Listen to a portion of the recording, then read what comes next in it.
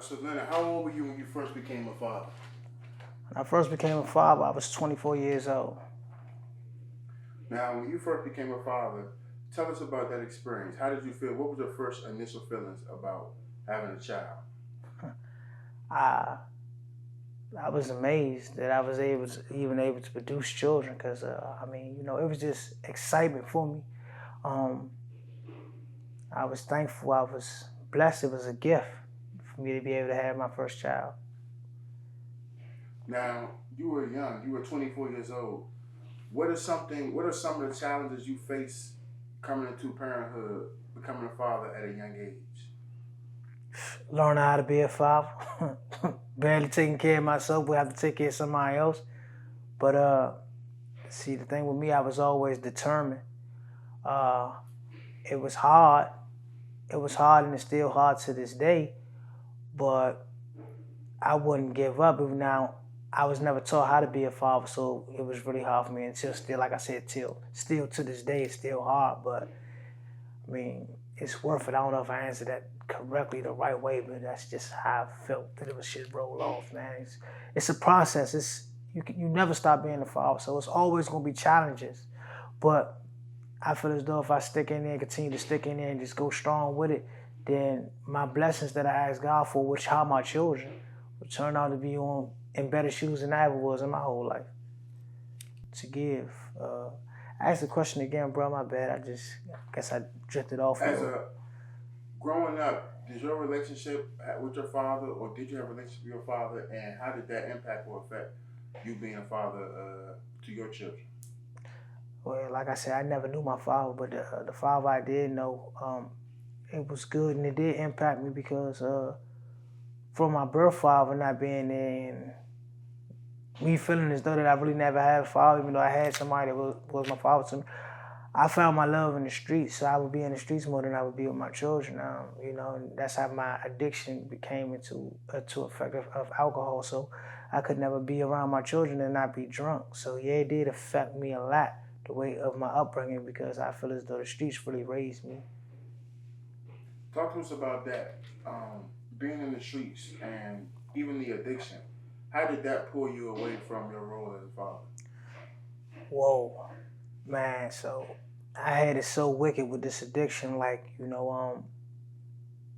coming up, I used to idolize things that I would see as far as people drinking, smoking, toting guns and all that, just fitting in. Like I always say, I was always used to try to fit in, but I wasn't fitting in for my purpose. I was fitting in just to try to be around the in crowd. Um, I used to, I was so sick, dog. I used to get into arguments with my baby mother just so I can go out and drink. I looked at alcoholism and drug usage as an outlet. I went and drunk for fun.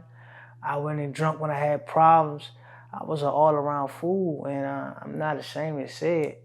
I mean, and that took me down a road of numerous incarcerations, separations from my children.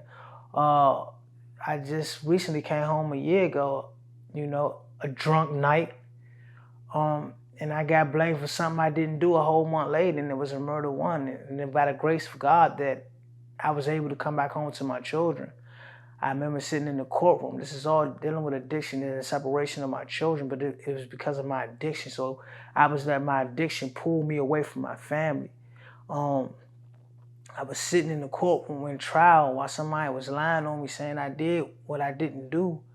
And I was crying, writing a letter to my children, telling them I was sorry, that I couldn't be the father that I was supposed to be, that nobody ever taught me this, that I would always start fights with their mother. I was crying while this person was lying on me, but I was thinking I would never be able to see my children again. So it's like, it's kind of tough. It's tough. It is tough, but you can't never make up for the time that you lost, but you can just make time count now. And I'm going through a lot of situations now, but I won't let nothing bend me, fold me, or break me. It's just gonna make me better. Do you currently have conversations with your children about what happened in the past to help them understand, or are they really understanding and that's something that's just like water under the bridge right now? Well, my children, right, they don't really know what's going on. They know what their mother tell them. They know what they see. And my children are used to me not being around. Sad to say, even though I'm here now, you know what I'm saying, years clean from alcohol, any drug, and I still can't really see them how I want to, but I just told them I'd never leave them again. And I had to make that promise, and that's what I'm going to stand on. Now, I can't go against what their mother doing right now and try to force my way into their life because she got control of what's going on right now. But I just want my kids to always know that daddy's going to always be there, and everything that daddy's doing right now, he's doing it better himself so he can be a better father to them. Even though it was rocky in the beginning, do you feel like you're appreciated as a dad, as a father? Man, in some ways I don't, because my baby mother have a third child. All my children are by the same mother. She has a third child, and she's not mine, but she called me daddy, so she is mine. I claim her as mine, you know? And I'm speaking on that for the simple fact. Only reason I'm saying that is because we in a quite like little situation now. And when I be just talking to her, I don't bring it up like I used to. I said, this baby not even, I take care of all the kids. That used to be a part of my argument. Now I don't argue. But what I really do wish is that she'll see, like, you know, it's not many other dudes that you can just say, well, this baby's your, or, you know what I'm saying? Like, we'll take up the slack, you know? We'll take up the slack and we'll pick up what somebody else left off. We'll tell you don't worry about nothing. I got her. You know what I'm saying? I can barely get myself, but I'm making way.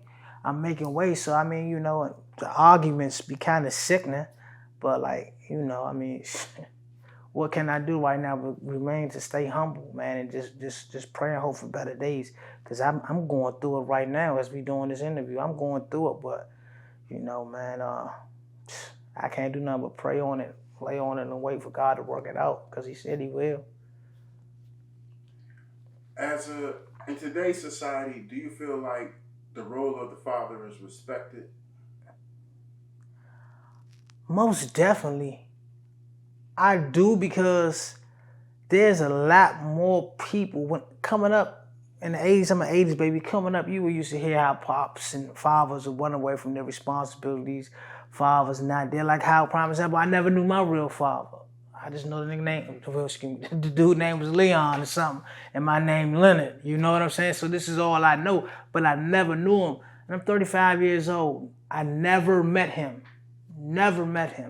So back in those days, like, it was a lot of people not being here, but for all the people that I grew up around, I didn't have some people that didn't know how to cope and deal with their children. But for me being alive for 35 years on the streets from 18 until then, I've been around a lot more men that take care of their kids. And I'm talking about ruthless, cold killers, but you guess what? You will see them in a section with their children, making sure their children are right. So fathers is respected. They are. I mean, I don't know if they're respected by other people, but by me, yes. And I can say this generation of fathers right here from, I want to say from 35 and even younger now. I even see young people that's 24 taking care of their responsibility.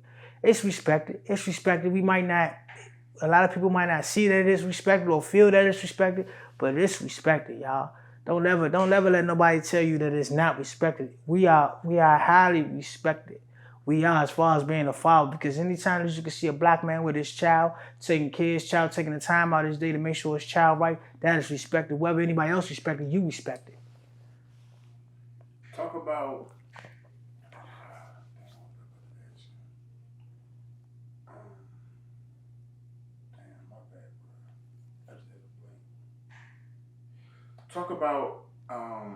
as a dad, some of the rewarding moments. Like, talk about some of the moments that you can remember that make you, like, proud to be a dad. So look, man, by the way, man, me and my baby mother called both of our children, right? You know, I called my son, and she had my son. And I called my daughter, and she had my daughter. So, I mean, you know, but I remember, I'm in the hospital, my son born. I missed him actually coming out, because I was coming in a little late. But I got there once he was getting rinsed off and came back around the corner. But I'm in the hospital with him, and It's my first child. So I'm trying to change him, right? I'm changing him. He just get the pissing already. I hold my hand out like this trying to catch the piss. I don't know what I'm doing, y'all, but I'm doing this. My baby, what the hell are you doing? What are you doing? So I don't know. Somebody hurry put the pap on. He just pissing up a storm. But that was one of my great moments, man. And then also, man, like for my daughter, my son named Leonardo Prince Drake. And then my daughter name is Harmony Lavette Smith. She has my last name. My son got his mother's last name. When I had her, well, I said when I had her. When my baby mother had her, man, I actually was able to cut the umbilical cord, hold her right then and there, and kiss both of them, and just tell them I love them. Man, if I can go back to those days, those beginning stages, and know and do what I do now, bruh, I'm speechless, but it would be so magnificent if you could really turn back the hands of times and start all over. But the time that you mess up, you do learn. You learn. It's lessons learned. But, when you just look like, damn, look at what I'm doing now. Look how I'm moving now. I got a girlfriend with 2 kids. I take care of them like they mine. But just look how time moves. If I can go back and start all over again, would I do it? Of course. And do it the right way without a flaw in it. Does it get overwhelming at times being a dad? Yeah, I had my kids with me, man. All 3 of them. The last one is Priya Leo Drake. I had them with me, man, and when was it? I think it was like the end of June or something like that. So we in the Former Mills. I'm trying to grab a little bit of clothes. Let me hit the museum up. But we in the Former Mills, so all 3 of them on the cot. And they big, you know what I'm saying? My son is 10 now. My son about to be 11 in September the 27th. My daughter is 7. She just turned 7 on April the 6th. Priya just turned 4 in February. So, like, they on a cot. So I'm trying to go grab something, and they fall down. So, like, with your kids not living with you, this is my first weekend having my kids since I've been home from jail. They fall, I'm over to, man, hey, what's going on? Wait a minute. I cannot send you back with no knot on your head because you accidentally failed and your mom going to be doing this and doing that. You know what I'm saying? Come on. So it got frustrating. So, like, another thing, I take my head off to my baby mother. I take my head off to any woman that's doing it without the man present because it's hard. I just had them for a couple of hours when we just got there to the Former Mills, and it was hard. So my baby mother got full. And she doing that to the roof. Yeah, she get overwhelmed and stuff like that, but she doing it to the roof. So any woman that has to take care of these children by themselves and the man ain't trying to be present and do his responsibilities and do what he's supposed to do, my hat goes off to you queens I truly love. But yeah, I was overwhelmed, but I got it back together because this is what I wanted. I asked God for these kids, so here they are. Got to deal with them. If you could share anything with a young dad, or a new father, what would be some advice or some wisdom that you would share with a new dad? Man, advice and wisdom, man, be the best that you can be. You always want your kids to be better than you. Get out there and work. It's no dreams, it's no goals in the streets unless you doing what you doing, bruh, filming. If you filming or you taking pictures, if it's a positive road that you're taking in the streets, trying to heal it, then be in the streets. But you wasting time on the corner thinking you about to get this cereal because you can feed your baby when this construction job hiring and you can go start working there tomorrow. You feel what I'm saying? And come home and bring this much money in every week. But you earned it. You worked hard for it. Get a job. Build a legacy for your kids. Your children look at you as a superhero, whether you believe it or not. You're the everything to them. You know what I'm saying? So like when daddy's not there or when something happens to daddy, their whole world crashes and the mother helps pick them back up, but they still crash, they lost. So just think about it. If you out there taking chances that might not bring you back in the house so your kids can see you, just think how they will have to live with that for the rest of their life. But if they see their father coming in every day, whether it's with a vest on, any type of uniform on, whether it was a suit or tie, they know daddy out there working. Daddy, why you always tired? Daddy be working. You know what I'm saying? So you got to build a legacy for your kids. You got to plan out their future, even though they will take their own path, but make sure it's a positive path. So if you're showing them nothing but positivity that's set in front of them, All my dad do was go to work, come home, we might go out eat, we might go do this, do that, blah, blah, blah. But if that's all they're seeing is positivity, there will be no room for negativity to seep in. Because, once again, if we could take it back to me, how I learned, my father left when 18 when he died. The one that was called daddy, he died. After I graduated, that's when I started getting locked up and going to jail. Because I lost the only father figure I had, and then I didn't spend a lot of time with him because I was in foster care because he was going blind in one eye and his health was failing. So I was in and out of the foster care system from the age of 8 until 18. You know what I'm saying? So stuff really hurt. But when you don't have that love, so when you're not present and the kid don't have that love from a male, who you think they're going to get it from? They're going to go out there and get it from the wrong male that's in the streets. You are everything to that child. You are the superhero. You are the king. You are everything. So if you show your child, you train your child up right, man, they will always follow in your footsteps and go further. That's all I can say. It's what you make it. Life is what you make it. Life is what you make it. And it's the life that you can make for your children too. Like I say, they say, what do they say all the time? They say, don't do what I do, or don't say what I say, do what I do, or something like that. But they do as I say, not as I do. There it is. Do as I say, not as I do. They're gonna do what you do. They're gonna do what you do. I used to see my father drink. I couldn't wait to be able to take a drink.